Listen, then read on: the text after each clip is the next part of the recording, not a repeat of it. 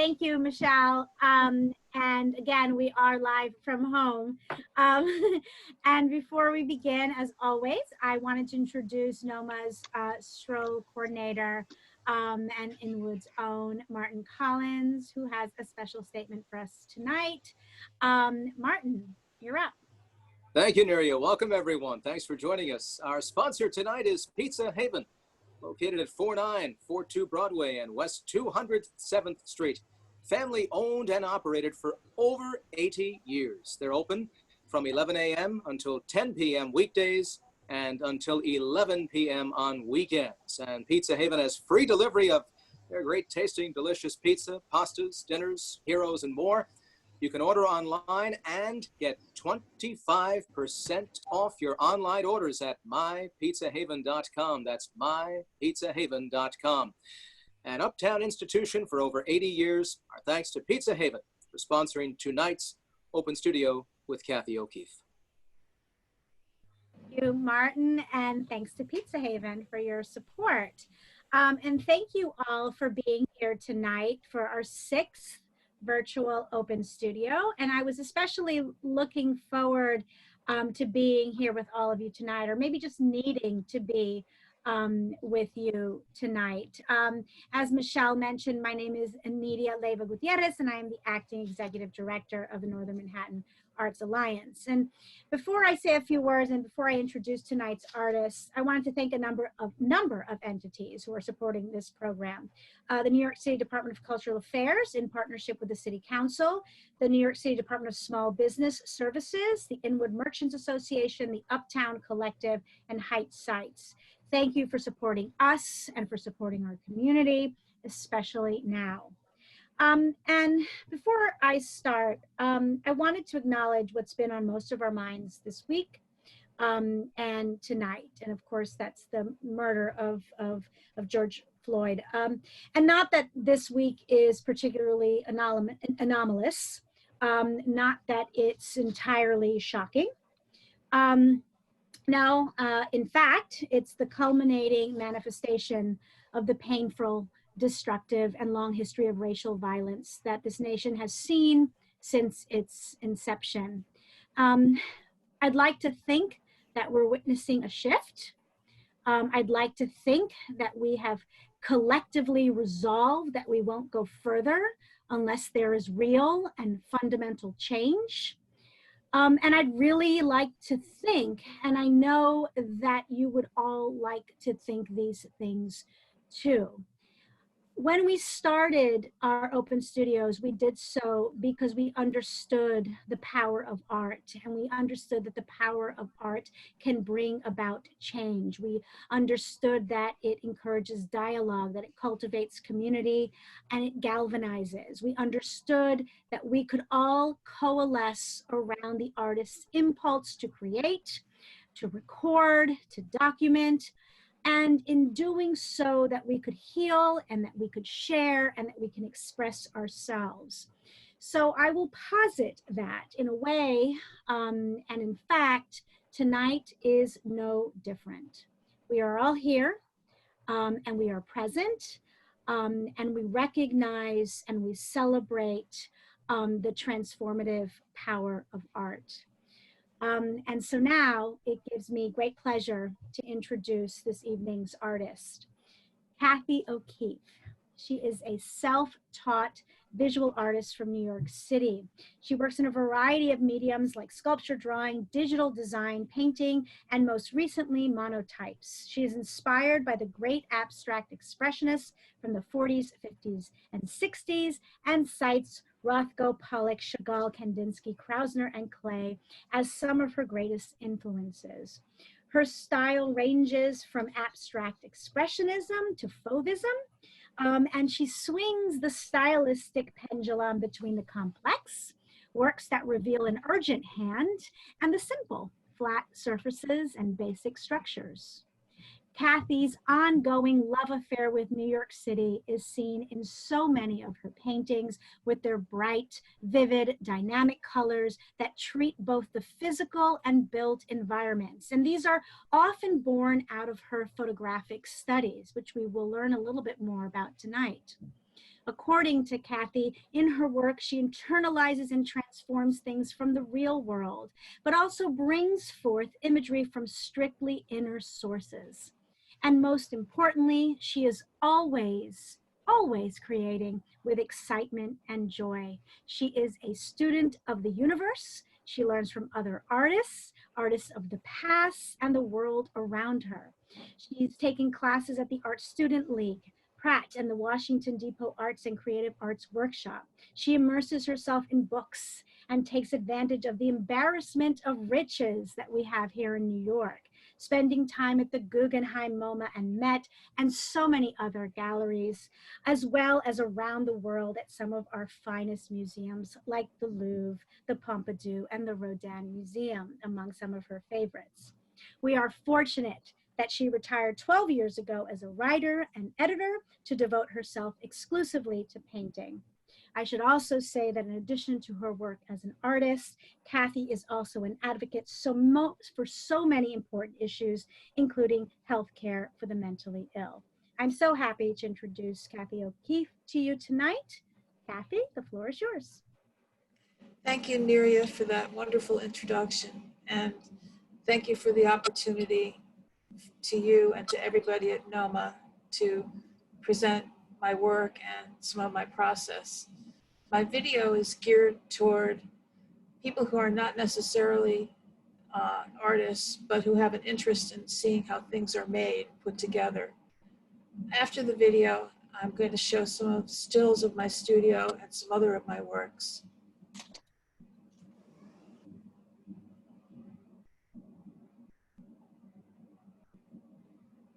Hi, I'm Cathy O'Keefe. I'm a fine artist and I live in New York City. I've been painting, sculpting, drawing, creating things all my life since I was a small child. In the recent years, I've worked with enamels, oils primarily, and most recently monotypes, creating them from all kinds of materials that I just find around the studio. For today, I wanted to show you my studio. I work at home, and I like that because whenever the inspiration hits me, I can easily just get to work and show you my materials, a few paintings that are new and I think exciting. And then I'm going to create a painting and show you my process. I hope you enjoy it. Thank you. Palette, all manner of tools, palette knives, brushes, just about everything you can think of. I love working here by the light where my easels are. I have an exhaust fan. I really have everything I need. Now I'm going to show you some paintings I've done. This is the path. Oil on canvas, 28 by 22 inches. Pandora's box is also and oil on canvas. The fountain, 28 by 22 inches, oil on canvas.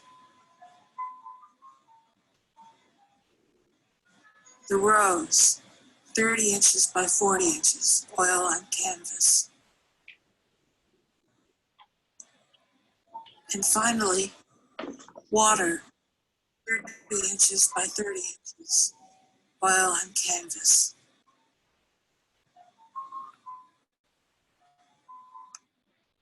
To demonstrate how I make a painting, I'm going to be using 4 oil sticks, rose red, yellow, and blue, with a brush for each one, medium, which will liquefy the paint, and an eyedropper to bring the medium to the palette, other brushes to brush on the medium, and then just some heavy-duty paper towels. I got my inspiration for this painting from the perennial gardens at Fort Tryon Park, located in New York City.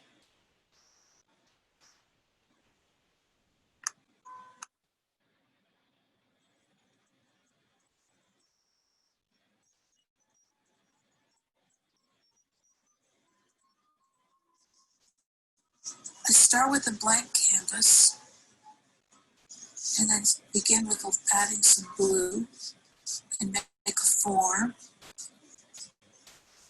fill it in a little bit, blending and making Whether blocks. it's the peace of mind of a standard unlimited mileage warranty, or it isn't. For those who never settle.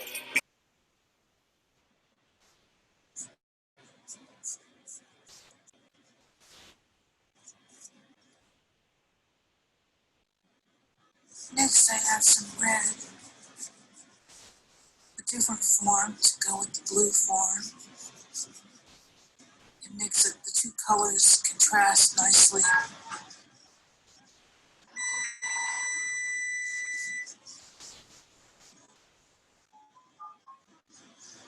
I fill that in.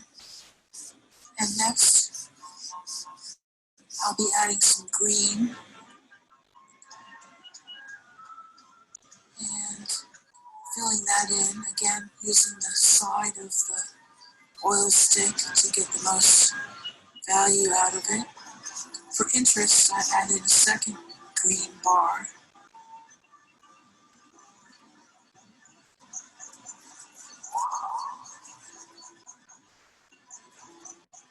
Now the composition is starting to develop a personality.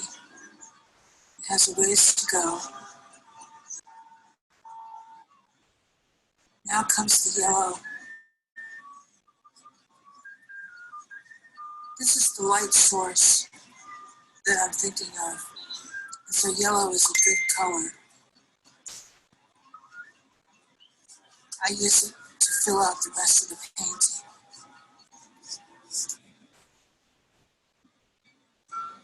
So it's a little rough at this point. And to smooth things out, I use medium and mix it on the palette and use a brush, one for each color. And this way I smooth the paint out and use just the right amount so that it doesn't drip, but that it makes a nice, smooth, even quality. You may also notice that in doing this, you don't see brush strokes, just areas of color, which is an interesting effect.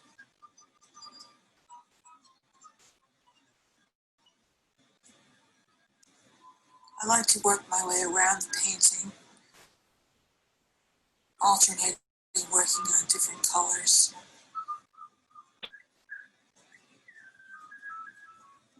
All with the medium and the brushes. Now it's starting to look like a composition. The forms all have relationships to one another, and they complement each other.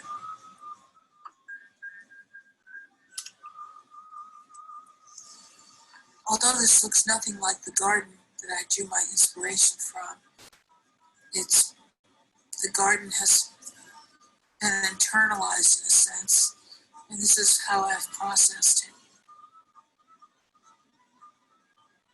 I like to think that when people look at my paintings, they see whatever it is that means something to them.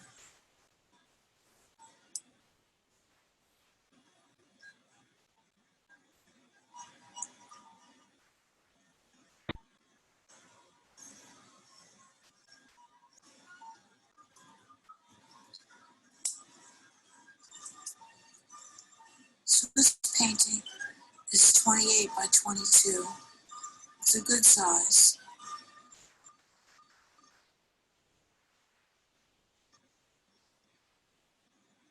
I guess what I had in mind primarily was that I would call it primary colors, even though green isn't exactly a primary color. It is as far as I'm concerned. And I was just thinking it would be good for children. Now the painting's done. You can see a little bit of it on the easel. And then I put it up on my wall and look at it from the bottom at the different forms, and then spanning all the way up, and then you can see the entire painting. I hope you enjoyed this video, looking at my work and how I create it, and some examples and what my home studio looks like. I just wanted to say a few words that if you're interested in seeing more of my work, please go to my website, which is cathyokeefe.com. You'll see more things there. And you can also contact me by email, which is Cathy@cathyokeefe.com. I feel that painting is a wonderful process for getting in touch with both nature and structure in New York City. There's so much here in the way of greenery, in the way of interesting architecture and mechanical things, things that make things work. I love to do railways and subways and interesting buildings, the old Domino Sugar Factory, which is now Park, and I draw a lot of inspiration from Fort Tryon Gardens near where I live. Anyway, that's just a little bit about my process, and thanks for joining me today. Bye.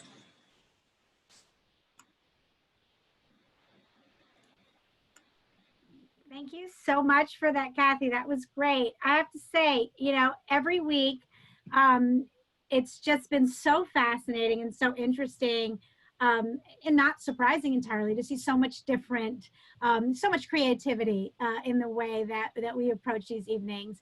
How wonderful to see your process live. I mean, that is truly, extraordinary. And again, so in the spirit of the modern artist, right? It's sort of, it's kind of looking behind the curtain, seeing the hand of the artist, appreciating the surface and the paint and the composition, and really thinking about what that looks like. So it was really very appreciative of that. And so I wanted to sort of move to questions and answers. I think we have a few of them already in the chat room, but before we start, I wanted to ask you a little bit about your influences, because I know you talk quite a lot about your influences from the 40s and the 50s and 60s, the abstract expressionisms and abstract expressionists, and of course the Fauves. So I wanted to hear a little bit more about that, and how you came to sort of their work, what it is about their work that inspires you, and how you have sort of dialogue with them and sort of in your own work. So if you could speak a little bit to that, I would love to hear more about it. Well, when I was a teenager, I was very drawn to the Impressionists of the 19th century, and their of course, their use of light. And that was the thing that struck me. And then as I got older, I became very enamored of the abstract expressionists and their use of color, and how that relates to light. And that really moved me very much. And I saw a lot of different artists, ranging from Chagall to Klee to Kandinsky to Derain, even El Lissitzky I have a special fondness for. And so I've drawn influences really from all over the lot. But what grabs me most is color, particularly vivid color and bright color. And that's where the Fauvists come in. The Fauvists, as you know, stand for wild beasts, which, I like to think that my paintings have a little bit of that in them, Yeah, no, I think that's fascinating, and I'm not surprised that you're interested in the Impressionists, because I think it's interesting, because we look at the Impressionists and we sort of see them as pleasant. It matches with our diary. We sort of see them as these kind of artists that sort of seem to work with our general sensibilities, but they were so radical. I mean, they were so revolutionary, and they just they just sort of they exposed the magic trick, as it were, they did, from the old masters, and we live the legacy of that. I mean, we can't watch a movie without thinking to ourselves, you know, how did they do that? And then of course we'll have a special on how they did that and all the special effects. And so we are, you know, we are children and students of the Impressionists. We always want to know the secrets. So seeing you work at your easel, you know, is so much in the spirit of that kind of modern idea, revolutionary idea, really. Okay, so I think we have a few questions. Christine, is Christine Gonda here? Yes. Hello, everybody. Thank you so much. What beautiful work. Oh, thank you, Christine. I love the simplicity and the composition. The shapes are fabulous in the piece that you demonstrated. And I was wondering, what is that the medium that you used? I used oil sticks, which are made out of oil paint and wax. And I used a little medium to help create the flat effect and smooth out the sort of crumbly quality that you see initially. And is it a particular type of medium that you like? Or well, I would consider it, I'm an oil painter primarily, and this is just another type of oil paint. It's oil paint in a stick as opposed to in a jar or a tube. Yes. And then you just added the medium to smooth it all out? Yes, to create the effect of a brushless surface, just a flat surface. I love it. I loved it. And to me, it felt very modern, like mid-century modern type of a piece. Yeah, so I was definitely influenced by the modern painters in the 40s, 50s, and 60s, and I think this is reminiscent of that. Yes. Thank you so much. Your work is fabulous. Oh, thank you, Christine. Thank you. Have a good evening. You too. Thanks. Thanks so much, Christine. I think, Irene, you raised a hand. Did you have a question? Irene, are you there? Yes, I'm here. Did you have a question? Yes, actually, Christine had brought up my question, but I'd like to piggyback off of her. And first of all, Cathy, God bless you. That is beautiful work that you're doing. And thank you for your walkthrough and sharing that with us. Thank you, Irene. Yes, I thoroughly enjoyed it, the step by step, and and the flow of the movements of the paintings are, wow, beautiful, beautiful. Now, getting back to this paint stick, I have never ever heard of a paint stick. It's an oil stick. An oil stick, yes. So Yeah. when you say that it is oil mixed with the wax, would that kind of make it like a modern day crayon? Because no, it's essentially oil paint. The wax just holds the stick into one piece so that you can manipulate it. Oh, I see. And I noticed that it was a short little piece. It's not in the brush form or anything. No, it's like chalk.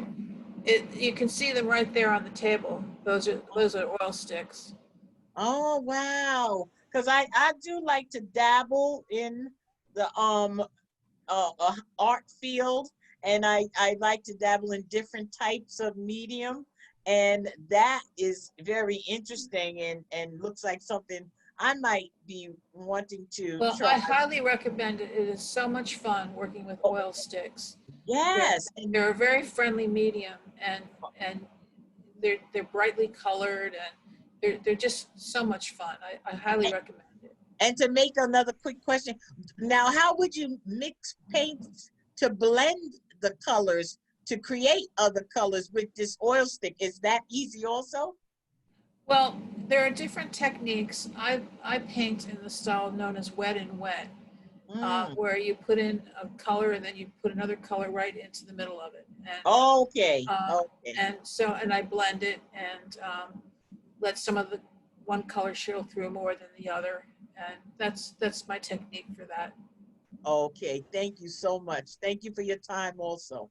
Thank you. All right. Thanks, Irene. That's a great question. Of course, and those oil sticks, I mean, they were part of the revolutionary process. I mean, that was part of what allowed the Impressionists to work, you know, in plein air, to go outside. Yes. They could take their equipment with Yeah. them and they could paint. Right. Yeah, so, you know, it still has that punch, I think. Yes.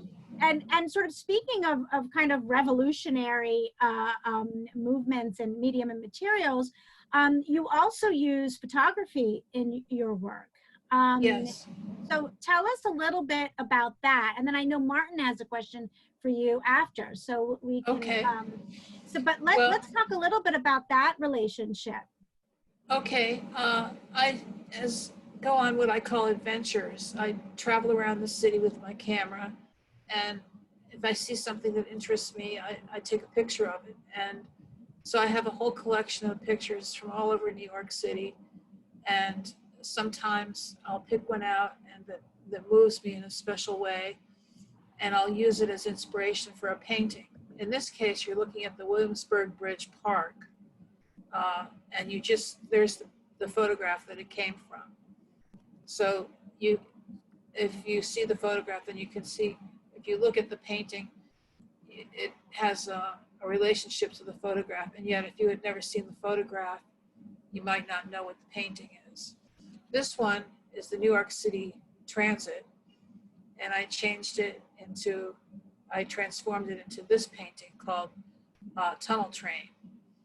And I use my color and light to try to bring about the feeling of a train coming through a tunnel.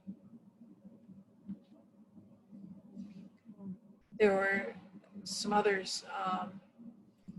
Let's see, the fountain. This is the fountain at Lincoln Center. And I was attracted to that. And so one day I did this painting called The Fountain. And that was my inspiration for that, a little different style. I did another one from the New York City electrical plant out in Queens.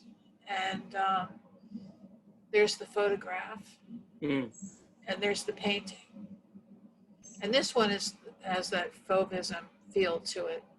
And it was never like I set out to say, oh, today I'm going to do fauvism. You know, it was more just that I've seen so much painting and it's sort of internalized, and whatever pops out, pops out.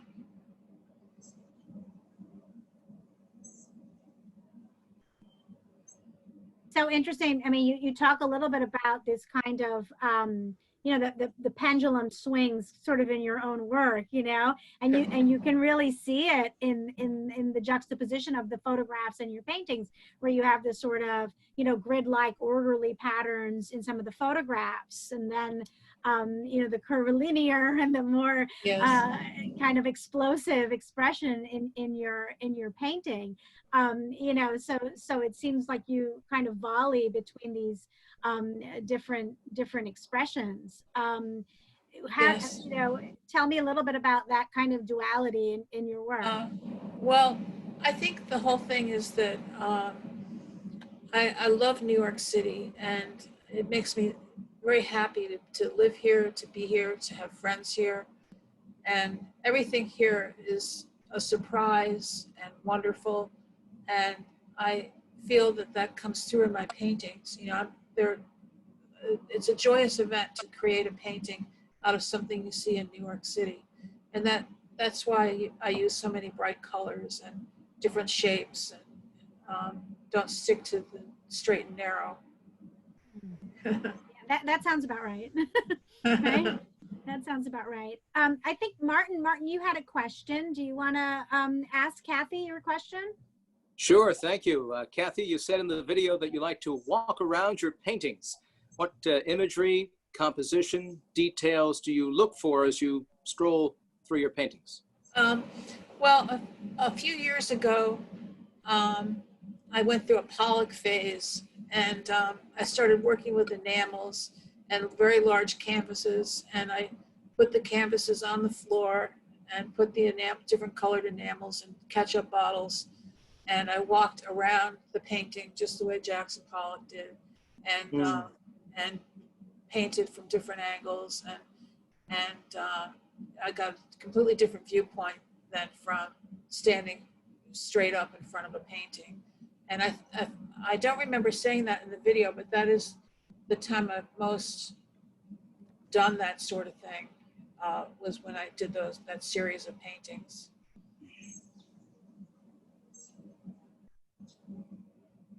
Thank you. You're welcome. Do we have any other questions? I'm just going through here. I think we have, you know, James is remarking that notion of whatever pops out.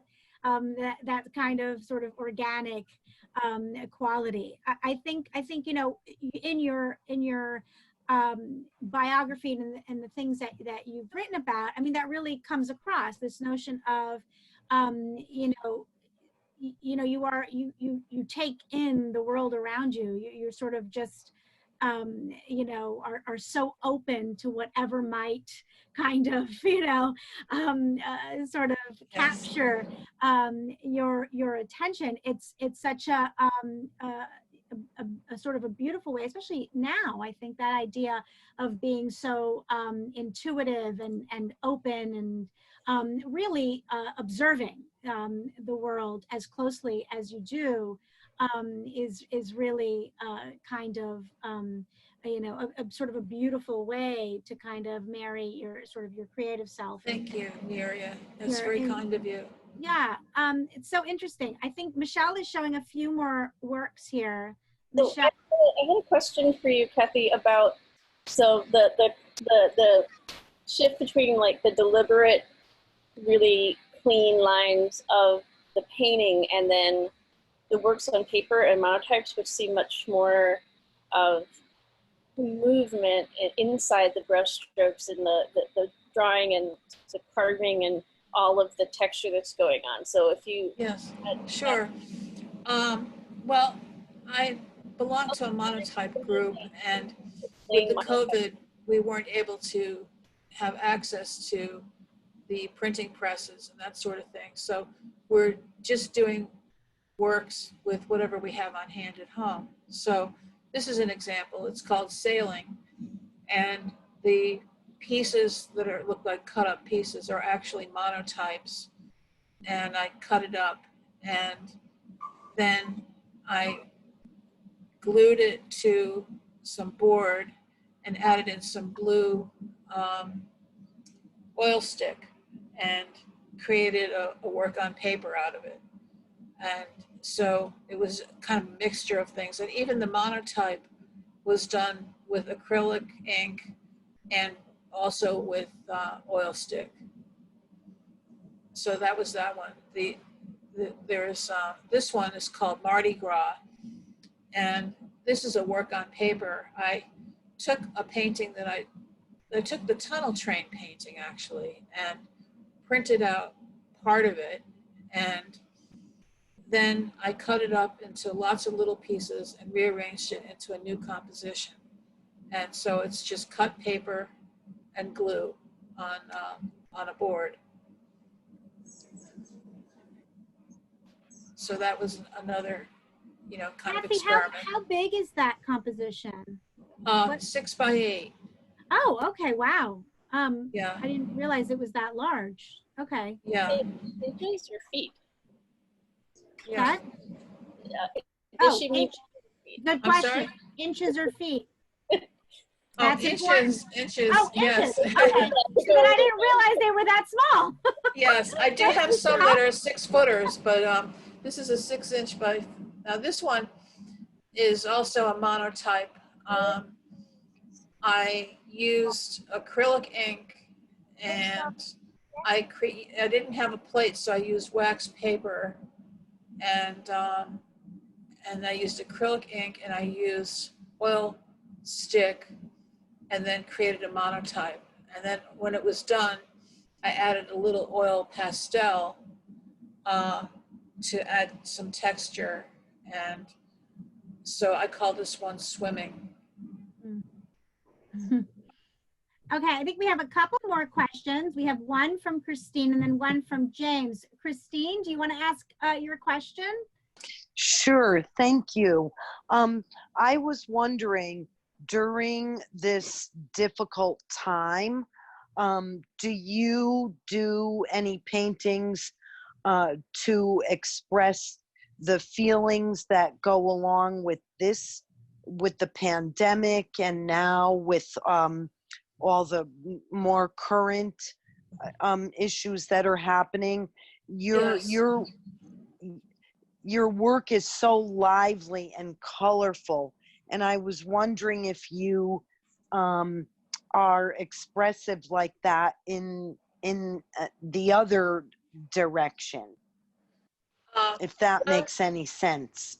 Yes, it does.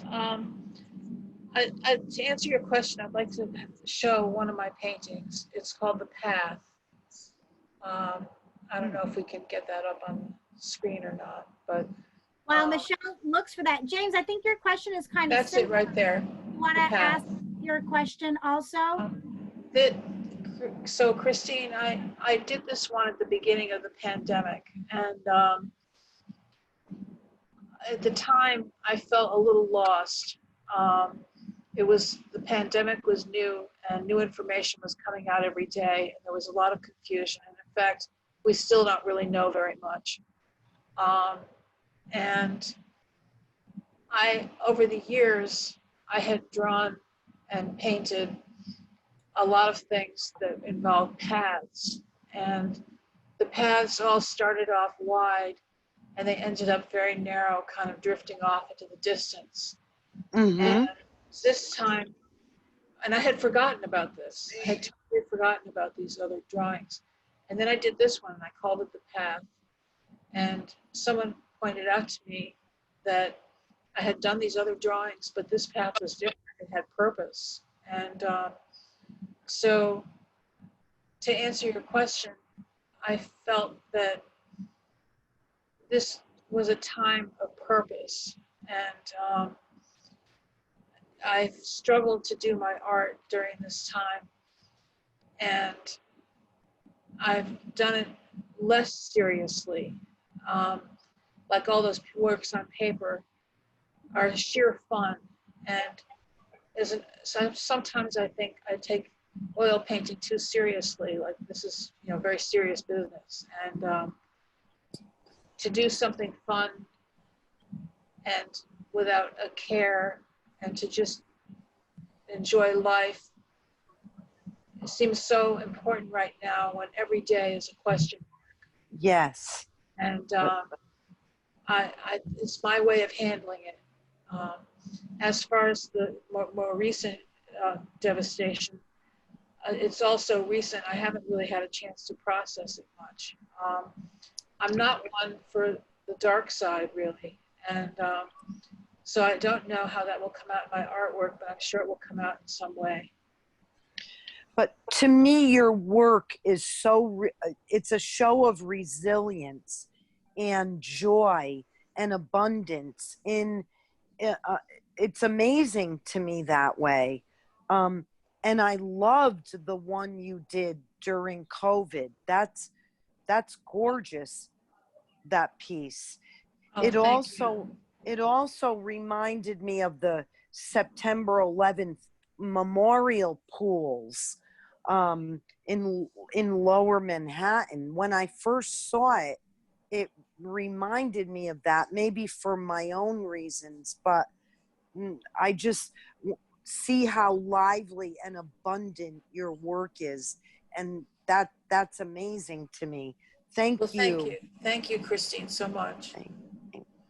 James, you sort of asked a similar question. Do you want to maybe add to that? Or my question is more about the isolation that we're all in. I mean, as artists, we kind of like to be isolated. I know myself. My life is not that different than it was before. I stay home and I work, and I'm a writer, not a painter. But I noticed that my dreams have been different, and it's been affecting my work. And I'm wondering if you as a visual artist have had that kind of inspiration from just being locked up all the time, if that's at all, it informed your visual art. It certainly has.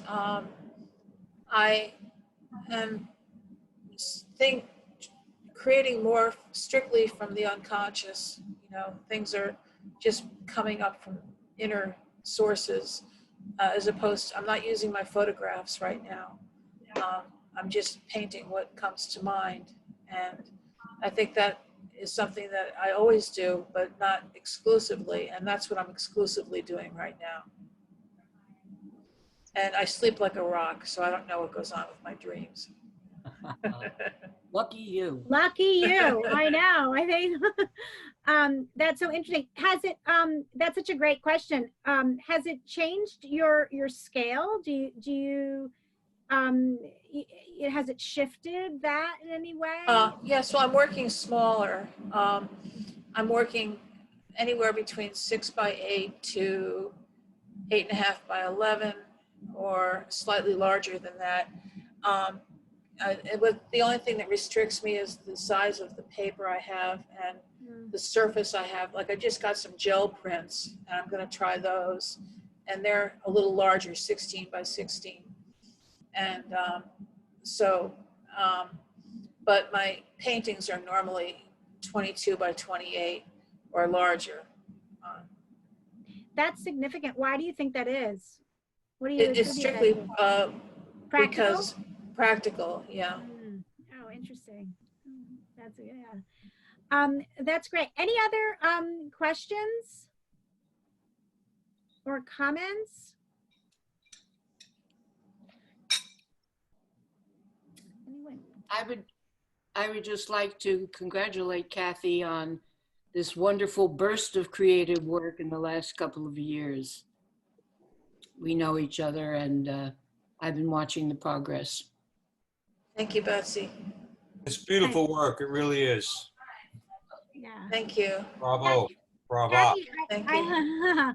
I hope you'll take a few minutes to look in the group chat, because there have been so many lovely comments about your work. And Okay. I think we came into this evening tonight, and I wasn't sure, considering the week's events, and I think we're all struggling and sort of trying to make sense of things. And I wondered what tonight would look like. But I think at the end of the day, again, I think it proves what we all intrinsically know, and that is that art, it's the greatest, this is the expression of our humanity. I mean, this is our impulse to create, goes back to the beginning of time.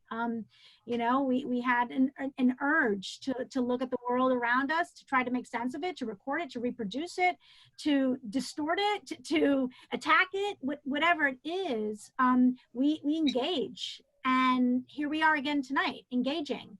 And so, to see so many of you here, it just reinforces that. I mean, we know that, right? We all know that, but it's so wonderful to see this, right? To sort of all be here in our community and to share and to celebrate that is what is so innate in all of us. So I'm so grateful and happy to see everyone tonight. And so we're going to move to something a little bit kind of spontaneous and fun. We're going to move to our rapid fire questions, Cathy. So I know you've been here before, so you know what this looks like.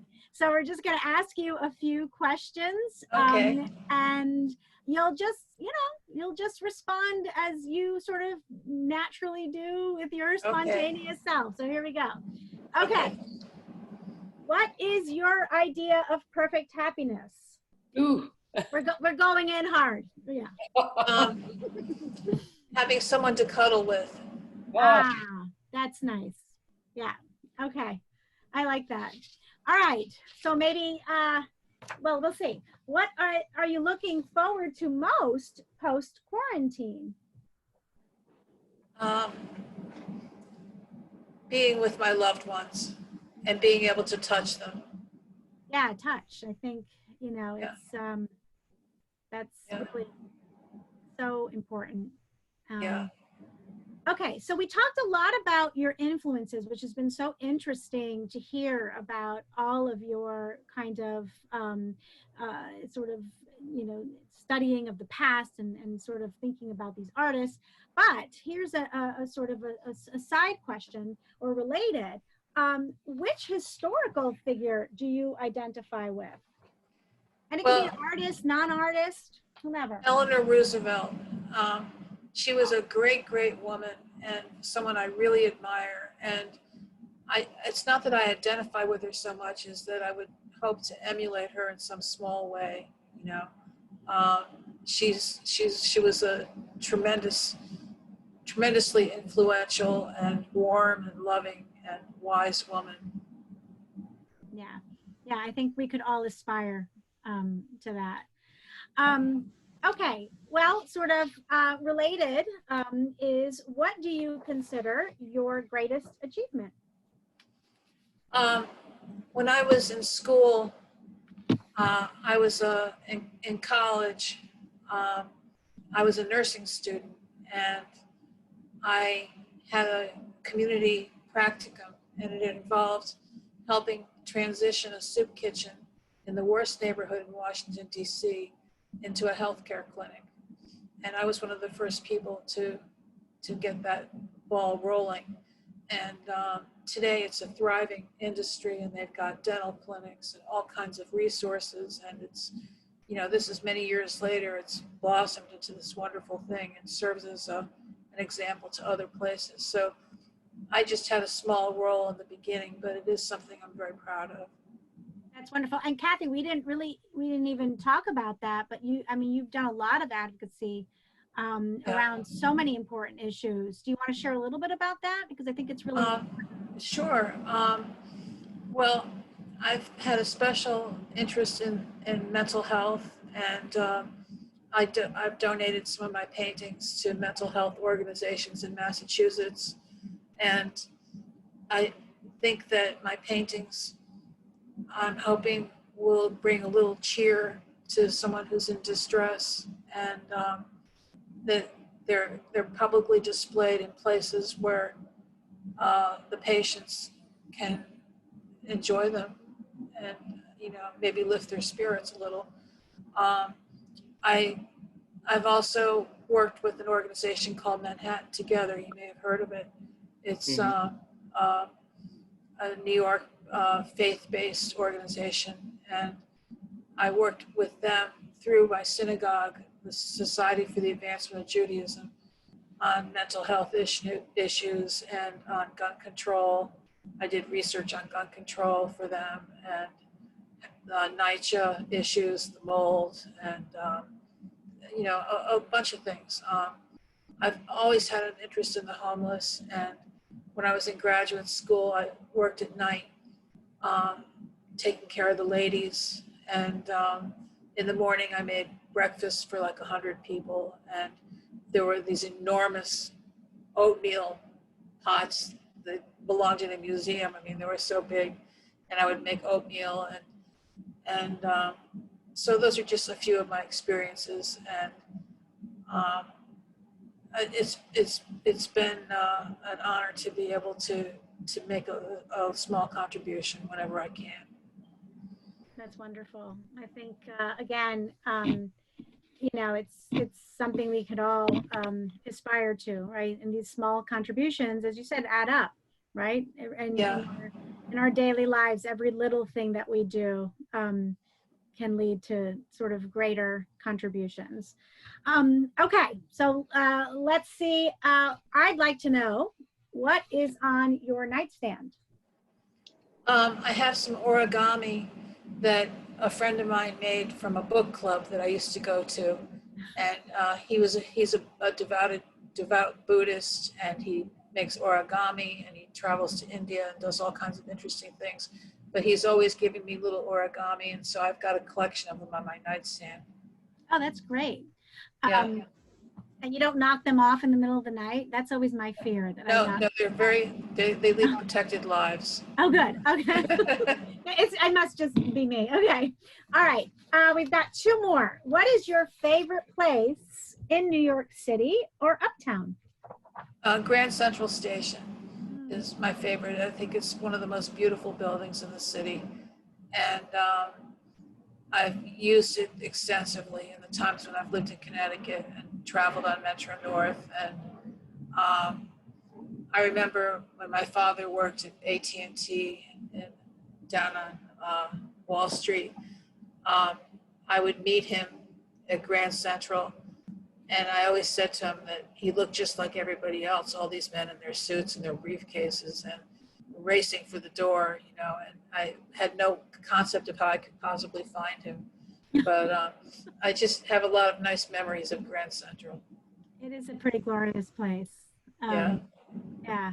And if you like the Impressionists, of course, you know, that was something that they were, of course, incredibly drawn to. So, yes. Yeah, it's nice.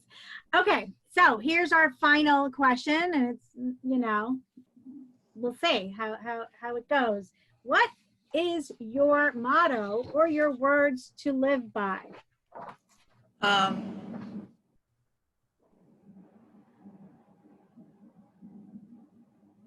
It's a bit of a heavy question. Live for each day. Live for each day. Make every day like your last day. Yeah. Well, I think that really resonates, certainly, right now. So thank you so much for those thoughtful answers and for your conversations, for sharing your process. That was truly a treat, I think, for all of us. I wanted to thank you all for being here tonight. Again, as I said, I remain grateful for these weekly sessions.